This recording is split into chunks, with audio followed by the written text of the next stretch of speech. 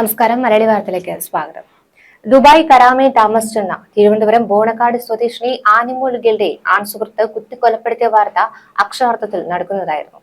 ഇവർ തമ്മിൽ വിവാഹം കഴിക്കാനൊക്കെ തീരുമാനിച്ചിരുന്നു. പിന്നെ എന്താണ് ഇത്തരമൊരു കൃത്യത്തിലേക്ക് നയിച്ചത് എന്നാണ് ഉയർന്ന ചോദ്യം. അപ്പോൾ എന്തൊക്കെയാണ് അതിന്റെ വിശദാംശങ്ങൾ എന്നാണ് നമ്മൾ പരിശോധിക്കുന്നത്. ഇതിനെക്കുറിച്ച് പറയുമ്പോൾ ഇവര് സമൂഹ മാധ്യമത്തിലൂടെയാണ് ഈ ആനിമോളും യുവാവും തമ്മിൽ പരിചയപ്പെടുന്നത്. ആനിമോളെ UAE-യിലേക്ക് എത്തിച്ചത് ഈ തിരുവനന്തപുരം സ്വദേശിയായ അബിൻലാൽ മോഹൻലാൽ എന്ന് പറയുന്ന ആളാണെന്നാണ് സുഹൃത്തുക്കളടക്കം പറയുന്നത്. 1.5 വർഷം മുൻപ് UAE-യിൽ എത്തിയ ആനിമോൾ ക്രെഡിറ്റ് സെയിൽ സ്ഥാപനത്തിലാണ് ജോലി ചെയ്തു വരുന്നത്. അപ്പോൾ അബുദാബിയിൽ നിന്ന് ഈ ആനിമോളെ കാണാനായിട്ട് മാത്രം എല്ലാ ഞായറാഴ്ചയും അബിൻലാൽ ദുബായിലേക്ക് എത്തിയിരുന്നു. അപ്പോൾ സംഭവ ദിവസവും അങ്ങനെ തന്നെയാണ് ഇയാൾ ഇവിടേക്ക് എത്തിയതെന്നാണ് അറിഞ്ഞത്. ഇപ്പൊ കരാമയ മത്സ്യ മാർക്കറ്റിന് പിൻവശത്തെ കെട്ടിടത്തിലെ ഫ്ളാറ്റിൽ ഷെയറിംഗ് മുറിയിലായിരുന്നു ഈ ആനിമോൾ കൂട്ടുകാർക്കൊപ്പം താമസിച്ചിരുന്നത്. അപ്പോൾ 4-ാം തീയതി വൈകിട്ട് 4 മണിയോടെയാണ് ഈ ഒരു കൃത്യം നടന്നത്. വൈകിട്ട് കൂട്ടുകാരത്ത് ചായയൊക്കെ കുടിച്ചിരിക്കുകയായിരുന്നു. ഇതിനിടയിലാണ് ഇവര് ബാൽക്കണിയിലേക്ക് ചെല്ലുന്നത്. ഇവിടെ വെച്ച് ഇവർ തമ്മിൽ വഴക്കിടുന്നതാണ് പിന്നീട് സുഹൃത്തുക്കളൊക്കെ കാണുന്നത്. പെട്ടെന്ന് ഈ ആനിമോളെയും കൂട്ടി അബിൻലാല് മുറിയിലേക്ക് കയറുന്നു, വാതിലടയ്ക്കുന്നു. ഇതിനിടെ ആനി അലറി കരയുന്ന ശബ്ദം കേട്ടിട്ടാണ് സുഹൃത്തുക്കൾ ഓടിയെത്തുന്നത്. അപ്പോ ഇവർ പെട്ടെന്ന് വന്ന മുറിക്ക് സമീപം വന്ന് വാതിൽ തുറക്കാനൊക്കെ ആവശ്യപ്പെടുമ്പോൾ ഈ കതക് തുറന്ന് അബിൻലാൽ ഇറങ്ങി ഓടുകയായിരുന്നു. അപ്പൊ പെട്ടെന്ന് കുറച്ച് സെക്കൻഡുകൾ പകച്ചു നിന്ന സുഹൃത്തുക്കള് അകത്ത് കയറിയപ്പോഴാണ് ഈ ചോരയിൽപ്പെടുന്ന ആനിമോളെ കണ്ടെത്തിയത്. അപ്പോൾ ഇവർ പറയുന്നത് ഇവർക്കിടയിലെ അഭിപ്രായ വ്യത്യാസവും തർക്കവും ഈ ഒരു കൊലപാതകത്തിലേക്ക് നയിച്ചു എന്നാണ് ഇവർ പറയുന്നത്. അപ്പോ ആനിമോളുടെ മരണം കൊലപാതകമാണെന്ന് പോലീസ് സ്ഥിരീകരിച്ചിട്ടുണ്ട്. പക്ഷേ ഇതിന്റെ വിശദാംശങ്ങൾ ഔദ്യോഗികമായി പുറത്തുവിട്ടിട്ടില്ല.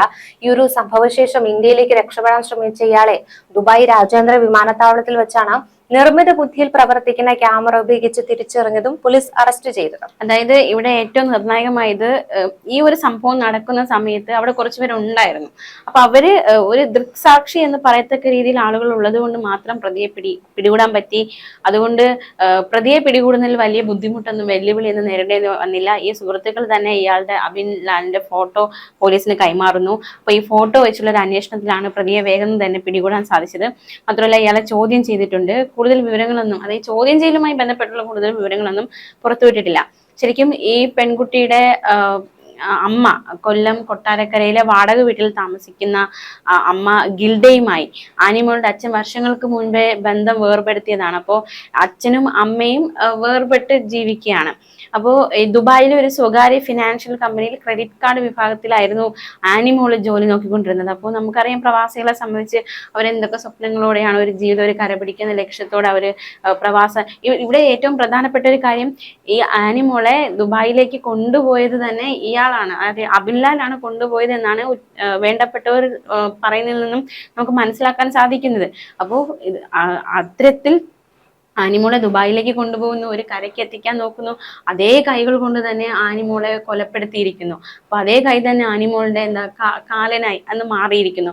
അപ്പോൾ അതിദാരുണമായ സംഭവമാണ്. പ്രത്യേകിച്ച് ഇവര് ബാൽക്കണിയിൽ നിന്ന് ചായയൊക്കെ കുടിച്ച് വളരെ നല്ലൊരു വൈകുന്നേരം, അതായത് എല്ലാവരും ചായ കുടിക്കുന്നു, സന്തോഷത്തോടെ ഇരിക്കുന്നു. ഇതിനിടയിൽ ബാൽക്കണിയിൽ നിന്ന് രണ്ടുപേരും സംസാരിക്കുന്നതിനിടയിൽ പെട്ടെന്ന് എന്തോ പ്രകോപിതമാവുന്ന രീതിയിൽ എന്തോ ഒരു വർത്തമാനം വരുന്നു. അപ്പോൾ വലിച്ചഴിച്ചുകൊണ്ട് ആനിയെ മുറിയിലോട്ട് കൊണ്ടുപോകുന്നു. മുറിക്കകത്തിട്ട് കൊല്ലുകയായിരുന്നു. അപ്പൊ എന്താണ് ആ സംസാരത്തിനിടയിൽ വന്ന, അല്ലെങ്കിൽ പെട്ടെന്ന് ഇത്തരത്തിലൊരു കൊലപാതകത്തിലേക്ക് നയിക്കാൻ പാകത്തിന് വന്ന, എന്തിനെ പറ്റിയാണ് അവർ സംസാരിച്ചത്, ഇവർക്കിടയിലെ പ്രശ്നങ്ങൾ എന്തായിരുന്നു, അങ്ങനെ ഒരുപാട് ചോദ്യങ്ങൾ ബാക്കിയാവുന്നുണ്ട്. അതായത് ഈ ആനിമോളും ഇയാളും തമ്മിൽ വിവാഹം കഴിക്കാനുള്ള തീരുമാനത്തിലൊക്കെയായിരുന്നു അബിൻലാൽ എന്നാണ് സുഹൃത്തുക്കളൊക്കെ പറയുന്നത്. പക്ഷെ ഈ ആനിമോളുടെ വീട്ടുകാർക്ക് ഈ ബന്ധം ഇഷ്ടമല്ലായിരുന്നു. മറിച്ച് മറ്റൊരാളെ കൊണ്ട് വിവാഹം കഴിപ്പിക്കാനുള്ള ശ്രമത്തിലൊക്കെയായിരുന്നു കുടുംബം. അപ്പോൾ ഇതേ തുടർന്നുള്ള വാക്കുതർക്കമായിരിക്കാം ചിലപ്പോൾ കൊലപാതകത്തിൽ കലാശിച്ചെന്നാണ് സംശയിക്കുന്നത്. അതായത് മാതാപിതാക്കൾ വളരെ കാലം മുൻപ് തന്നെ വേർപിരിഞ്ഞതാണ്. അപ്പോ ഈ ബോണക്കാടുള്ള മുത്തശ്ശിയുടെ സംരക്ഷണയിലാണ് പിന്നീട് ഇവർ, അതായത് ആനിമോളും സഹോദരി അനുമോളും വളർന്നത്. പിന്നീട് വിവാഹിതയായ സഹോദരി അനുമോള് ഗിൽഡ ഇപ്പോൾ കോട്ടയത്ത് ഭർത്താവിന്റെ കുടുംബത്തോടൊപ്പമാണ് താമസിക്കുന്നത്. അപ്പോ നമുക്കറിയാം കുറച്ചു ദിവസങ്ങൾക്ക് മുൻപാണ് കുവൈറ്റിൽ നിന്നും മലയാളി ദമ്പതികളായ സൂരജിന്റെയും മിൻസിയുടെയും മരണ വാർത്ത പുറത്തു വന്നത്. ഇതിന് പിന്നാലെയാണ് ഇപ്പോൾ മലയാളികളെ നടുക്കിയ ആനിമോൾ ഗിൽഡയുടെ മരണ വാർത്തയും പുറത്തു വന്നത്. അപ്പോ ഈ അതായത് പ്രവാസികളെയൊക്കെ സംബന്ധിച്ചിടത്തോളം ആയാലും ഭയങ്കരമായിട്ട് ഞെട്ടിക്കുന്നുണ്ട്. എന്തുകൊണ്ടാണ്, അതായത് വളരെയധികം സ്നേഹിക്കുന്ന മനുഷ്യർ തമ്മിലായിരിക്കും ഇത്തരത്തിലൊരു ദാരുണമായ കൊലപാതകം ആത്മഹത്യയൊക്കെ അരങ്ങേറുന്നത്. ഈ പറയുന്ന പോലെ ആനിമോൾ ഗിൽഡേനെ കൊലപ്പെടുത്തി. പക്ഷെ ഈ പറയുന്ന അബിൻ ലാല് അവിടെ നിന്നും അതിവിദഗ്ധമായിട്ട് രക്ഷപ്പെടാൻ ശ്രമിക്കുകയായിരുന്നു. അയാൾ ഇത്തരത്തിൽ ഒന്നുകിൽ മുൻകരുതലായി നേരത്തെ തന്നെ കൊലപ്പെടുത്തണമെന്ന് ചിന്തിച്ചിട്ടുണ്ടാവാം, അല്ലെങ്കിൽ ഈ പെട്ടെന്ന് ഈ സുഹൃത്തുക്കളൊക്കെ നിൽക്കുന്ന ഒരിടത്തേക്ക് വന്നുകൊണ്ട് ഇത്രത്തോളം ധൈര്യത്തോടെ എങ്ങനെയാണ് ആ ഒരു പെൺകുട്ടിയെ കൊലപ്പെടുത്താനുള്ള ഒരു ശ്രമം. കാരണം അയാൾക്ക് അവിടെ ഒക്കെ പരിചിതമായിരുന്നു, കാരണം എല്ലാ ഞായറാഴ്ചയും അയാൾ അവിടെ എത്തിയിരുന്നു. അപ്പോൾ നേരത്തെ തന്നെ മുൻകൂട്ടി തീരുമാനിച്ചിട്ടുണ്ടാകണം ഇങ്ങനെ കൊലപ്പെടുത്തണമെന്ന്. കാരണം തനിക്ക് കിട്ടാത്തതിന് മറ്റാർക്കും കിട്ടരുതെന്നൊരു വാശി, അത് തന്നെയായിരിക്കാം മിക്കവാറും ഒരു കൊലപാതകത്തിൽ കലാശിച്ചത്. കാരണം ബാൽക്കണിയിൽ നിന്ന് സംസാരിച്ച രണ്ടുപേരാണ്, പെട്ടെന്ന് നോക്കുമ്പോഴേക്ക് ഇവർ തമ്മിൽ തർക്കമുണ്ടാകുന്നു. ബാൽക്കണിയിൽ നിന്ന് മുറിയിലേക്ക് വലിച്ചിഴച്ചു കൊണ്ടുപോകുന്നു, ഉടൻ തന്നെ കുത്തി കൊലപ്പെടുത്തുന്നു, അവിടെ നിന്ന് ഇറങ്ങി ഓടുന്നു. അത്രത്തോളം അതിവിദഗ്ധമായിട്ട് ഒരു കൊലപാതകം നടപ്പിലാക്കി എന്നുള്ളതാണ്. അതും ഇവർ സമൂഹ മാധ്യമങ്ങളിലൂടെ പരിചയപ്പെട്ടതാണ്, വളരെ ഏറെ നാളുകളായ സ്നേഹത്തിലായിരുന്നു. ഇപ്പൊ കുടുംബത്തിന് അത് ഇഷ്ടമല്ല എന്ന് ഒരു വാക്ക് വന്നതുകൊണ്ട് അതിദാരുണമായി ഈ ആനിമോളെ കൊലപ്പെടുത്തുന്നതിലേക്ക് നയിച്ചു. നമുക്കറിയാം ബിൻസിയുടെ കാര്യത്തിലായിരുന്നാലും അതായത് ഇവർ തമ്മിൽ ഏറെ അടുപ്പത്തിലായിരുന്നു. ബിൻസി ഈ പറയുന്ന സൂരജിനേക്കാളും ഉയർന്ന കുടുംബത്തില് ഉയർന്ന ഒരു സാമ്പത്തിക നിലയിൽ തന്നെയായിരുന്നു. എന്നിട്ടും ബിൻസി സൂരജിനെ BSc നഴ്സിംഗ് പഠിപ്പിക്കുന്നു, തിരിച്ചു കുവൈറ്റിലേക്ക് കൊണ്ടുപോകുന്നു. അവിടെ സാമ്പത്തിക ഭദ്രതയോട് നിൽക്കുന്ന ഒരു സമയത്തിലാണ് ഈ പറയുന്ന പോലെ ഒരു കൊലപാതകം അരങ്ങേറുന്നത്. അതും ചില സംഭാഷണങ്ങളൊക്കെ പുറത്തു വന്നിരുന്നു, അതായത് ശബ്ദ സന്ദേശങ്ങളൊക്കെ പുറത്തു വന്നിരുന്നു. അതായത് ഈ പറഞ്ഞ ബിൻസിക്ക് മറ്റൊരു അഫെയർ ഉണ്ടായിരുന്നു, ജോലി സ്ഥലത്തുള്ള ഒരാളുമായിട്ടാണ് അഫെയർ ഉണ്ടായിരുന്നത്. അപ്പോ ഇത് സൂരജ് കണ്ടുപിടിച്ചു, ഇത് തുടരരുതെന്ന് താക്കീത് നൽകി. പക്ഷെ അത് അവർ കേട്ടില്ല. ഇതിൽ മനംനൊന്താണ് ഈ ഒരു ക്രൂരകൃത്യം ചെയ്തത്. അതായത് അതിദാരുണമായി കൊലപ്പെടുത്തുകയായിരുന്നു. മക്കളെ രണ്ടുപേരും നാട്ടിലേക്ക് കൊണ്ടുവന്നു, അച്ഛനും അമ്മയെ ഏൽപ്പിക്കുന്നു, നേരെ തിരിച്ച് അവിടെ പോയി ഒരു കൊലപാതകം നടത്തുകയാണ്. അതായത് മക്കൾക്ക് അടുത്ത വർഷം ഇടാനുള്ള യൂണിഫോം വരെ സൂരജ് വാങ്ങി നൽകിയാണ് അവിടേക്ക് പോകുന്നത്. എന്നിട്ട് നടത്തുന്ന ഒരു ക്രൂരകൃത്യമാണ്. എന്നിട്ട് സ്വയമേ ആത്മഹത്യ ചെയ്യുകയും ചെയ്യുന്നു. അതിനു മുൻപായി തന്നെ ഇവരുടെ പ്രൊഫൈൽ പിക്ചർ മാറ്റുന്നു, സ്റ്റാറ്റസ് മാറ്റുന്നു, എന്നിട്ട് സുഹൃത്തുക്കളെയൊക്കെ വിളിച്ച് കാര്യം പറയുന്നു. അങ്ങനെ പലതരത്തിലുള്ള കാര്യങ്ങളൊക്കെ നമ്മൾ അറിഞ്ഞതാണ്. അതെ അതെ. അപ്പോ അതായത് അവിടെ ബിൻസി സൂരജിനെ കൈപിടിച്ച് കയറ്റുന്നു, ഇവിടെ അബിൻലാൽ ആനിയെ കൈപിടിച്ച് കയറ്റുന്നു. പക്ഷെ ആ കൈകൾക്കെല്ലാം എന്ത് സംഭവിച്ചു?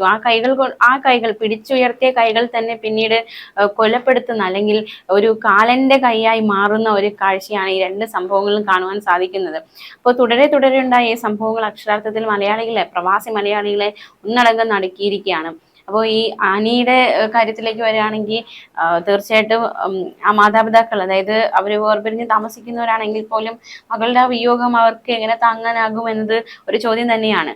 അപ്പോൾ നേരത്തെ പറഞ്ഞതുപോലെ പരസ്പരം സ്നേഹിക്കുന്ന, അപ്പോൾ പ്രണയ നൈരാശ്യമായാലും എന്ത് തന്നെയായാലും പരസ്പരം സ്നേഹിച്ചിരുന്നു. ഇപ്പം ബിൻസിയും സൂരജും ദമ്പതികളാണ്. ഇവിടെ ആനിയും അതുപോലെ തന്നെ അബിൻലാലും വിവാഹം വരെ ഉറപ്പിച്ച് നിൽക്കുന്നവരാണ്. അപ്പോൾ സ്നേഹം എന്ന ഘടകം എവിടെയൊക്കെ ഉണ്ടായിരുന്നവരാണ്. അപ്പോൾ ഇങ്ങനെ പരസ്പരം സ്നേഹിച്ചിരുന്ന വ്യക്തികൾക്ക് എങ്ങനെ ഇങ്ങനെ പരസ്പരം കൊല്ലാൻ സാധിക്കുന്നു, അല്ലെങ്കിൽ എങ്ങനെ കുത്തിക്കൊല്ലാനും അല്ലെങ്കിൽ ഇത്രയും ദ്രോഹിക്കാൻ, ഒരു ജീവനെ ഇല്ലാതാക്കാൻ അവർക്ക് കഴിയുന്നു എന്ന ചോദ്യം ഇവിടെ വീണ്ടും ശക്തമാവും. ഇവർ ആ സമയത്ത് അവരുടെ ഒരു ദുഃഖം മാത്രമേ അവിടെ ചിന്തിക്കുന്നുള്ളൂ. പക്ഷേ അവരുടെ ആ കുടുംബത്തിലുള്ള ബാക്കി അംഗങ്ങളെ കുറിച്ചൊന്നും ചിന്തിക്കുന്നില്ല. അത് സൂരജിന്റെ ബിൻസിയുടെ ആയിരുന്നാലും രണ്ട് കുരുന്നുകളാണ്. ആ കുഞ്ഞുങ്ങളുടെ ഇനിയുള്ള ജീവിതം എങ്ങനെയായിരിക്കും അതിനെക്കുറിച്ചൊന്നും ചിന്തിക്കുകയോ അല്ലെങ്കിൽ അവർക്ക് വേണ്ടിയിട്ട് ഇതുവരെയുള്ള തെറ്റുകുറ്റങ്ങൾ ക്ഷമിച്ചുകൊണ്ട് മുന്നോട്ട് പോവുകയോ അല്ലെങ്കിൽ ഇനിയൊരു തെറ്റ് ചെയ്യരുതെന്ന് പറഞ്ഞ് മുന്നോട്ട് പോവുകയോ ഒന്നും അവർ അത്തരത്തിലൊന്നും ചിന്തിച്ചിരുന്നില്ല. അത് തന്നെയാണ്. പക്ഷെ അബിൻലാലിന്റെയും ഈ പറയുന്ന ആനിമോളുടെ കാര്യത്തിൽ വരുമ്പോൾ വിവാഹം വീട്ടുകാർക്ക് ഇഷ്ടമല്ല എന്നതിന്റെ പേരിൽ, അല്ലെങ്കിൽ അത്തരമൊരു സംഭാഷണം വന്നു എന്നതിന്റെ പേരിൽ ആ പെൺകുട്ടിയെ ഇല്ലാതാക്കി. അതായത് ഇനി അവൾ ജീവിക്കാൻ യോഗ്യയല്ല, അല്ലെങ്കിൽ എനിക്ക് കിട്ടാത്തത് മറ്റൊരാൾക്ക് കിട്ടരുത് എന്നുള്ള ഒരു വാശിപ്പുറത്ത് ഒരു കൊലപാതകം നടത്തുന്നു. ഇനി ഈ യുവാവിന്റെ ഭാവി എന്തായിരിക്കും നമുക്കറിയാം. അത് ദുബായിലാണ്, നിയമവ്യവസ്ഥയൊക്കെ കൃത്യമായി നടപ്പിലാക്കുന്ന ഇടമാണ്. അപ്പോൾ അത്തരത്തിൽ അതായത് രണ്ടുപേരുടെ ഭാവിയും ഇല്ലാതാക്കി എന്നുള്ളതാണ്. ആ കുടുംബങ്ങൾ എത്രത്തോളം വേദനിക്കും എന്നുള്ളത് നമുക്ക് മനസ്സിലാക്കാൻ സാധിക്കും. പിന്നെ ഇവിടെ ഈ ആനിയുടെ കൊലപാതകം എടുക്കുകയാണെങ്കിൽ അവിടെ ആൾക്കാരുണ്ടായിരുന്നു, പക്ഷെ അവർക്ക് ഒന്നും ചെയ്യാൻ പറ്റാത്ത ഒരു സാഹചര്യം. അതായത് എല്ലാം വളരെ പെട്ടെന്നായിരുന്നു. അവിടെ രണ്ടുപേര് സംസാരിച്ചിട്ട് നിൽക്കുന്നു, പെട്ടെന്ന് വലിച്ചെടുത്തോണ്ട് റൂമിൽ കൊണ്ടുപോയി കുത്തി കൊലപ്പെടുത്തുകയായിരുന്നു. അപ്പൊ ആർക്കും ഒന്നും ചെയ്യാൻ പറ്റാത്തൊരു സാഹചര്യം. ഇത് ആൾക്കാർ, അതായത് സുഹൃത്തുക്കളോ ആരും ആയിക്കോട്ടെ, ആരൊക്കെയോ ഉണ്ടായിരുന്നു അവിടെ, പക്ഷെ അവർക്ക് പോലും ഒന്നും ചെയ്യാൻ പറ്റാത്ത സാഹചര്യത്തിലായി ആയിപ്പോയി. അങ്ങനെ നിസ്സഹായരായ കുറച്ചു പേര് കൂടി ആ ഒരു കൊലപാതകം നടക്കുന്ന സമയം അവിടെ ഉണ്ടായിരുന്നു ബെൻസിയുടെ കാര്യത്തിലായിരുന്നാലും ഇതുപോലെ തന്നെയാണ്. രാത്രി ഈ അപ്പാർട്ട്മെന്റിൽ നിന്ന് നിലവിളിയും ബഹളമൊക്കെ കേട്ടതായിട്ട് അയൽവാസികൾ പറയുന്നുണ്ട്. പക്ഷെ ഇവർക്ക് ആർക്കും ഈ ഫ്ലാറ്റിലേക്ക് വരാൻ കഴിയുന്നില്ല. കാരണം ഇനി തങ്ങൾ എന്തെങ്കിലും കേസിൽ കുടുങ്ങുമോ എന്നൊക്കെ ഭയന്നുകൊണ്ട് ഇവർ ആ തരത്തിൽ അടുത്തേക്ക് പോകാതിരിക്കുകയായിരുന്നു ഇവർ ചെയ്തത്. അപ്പോൾ എല്ലായിടത്തും ഒരു നിലവിളി ശബ്ദം, അതായത് തങ്ങളെ രക്ഷിക്കാൻ വേണ്ടിയിട്ടുള്ള ഒരു നിലവിളി ശബ്ദം ഉയരുന്നുണ്ട്. പക്ഷേ ആ നിലവിളി ശബ്ദത്തിനപ്പുറം ഒരു മരണം എന്നുള്ള ഒരു ശിക്ഷ, അതിൽ കുറഞ്ഞൊരു ശിക്ഷ ഇല്ല എന്ന് കരുതിക്കൊണ്ട് അതിക്രൂരമായി കൊലപ്പെടുത്തുന്ന ഒരു രംഗം തന്നെയാണ് ഉണ്ടായിരിക്കുന്നത്. എന്തായിരുന്നാലും ആ കുടുംബത്തിന്റെ വേദന നമുക്ക് എത്രത്തോളം ഉണ്ടെന്നറിയാം. തീർച്ചയായിട്ടും ഇനി ഇത്തരത്തിൽ ഒരു ക്രൂരകൃത്യങ്ങൾ പ്രവാസികളെ സംബന്ധിച്ചിടത്തോളം ഉണ്ടാകരുത് എന്ന് തന്നെയാണ് പ്രാർത്ഥന. പ്രവാസികളെ സംബന്ധിച്ചിടത്തോളം അല്ല, ഇനി അങ്ങനെ ഒരു ക്രൂര കൊലപാതകങ്ങൾ ഉണ്ടാകാതിരിക്കട്ടെ. ഒരാളോടൊപ്പം ജീവിക്കാൻ താല്പര്യമില്ല എന്നതിന്റെ അർത്ഥം അയാൾക്ക് ഇനി ജീവിക്കാൻ ഈ ഭൂമിയിൽ യോഗ്യതയില്ല എന്നല്ല. തീർച്ചയായിട്ടും എല്ലാവർക്കും എസ് പറയേണ്ടടുത്ത് എസും നോ പറയേണ്ടടുത്ത് നോയും പറയാനുള്ള ഒരു ഇതുണ്ട്. അതിനെ അക്സെപ്റ്റ് ചെയ്യാൻ ആദ്യം പഠിക്കുക എന്നുള്ളതാണ്. എന്തായാലും കൃത്യമായി ഇതിന്റെ കൂടുതൽ വിവരങ്ങൾ വരും മണിക്കൂറിൽ മാത്രമേ നമുക്ക് മനസ്സിലാക്കാൻ സാധിക്കുകയുള്ളൂ.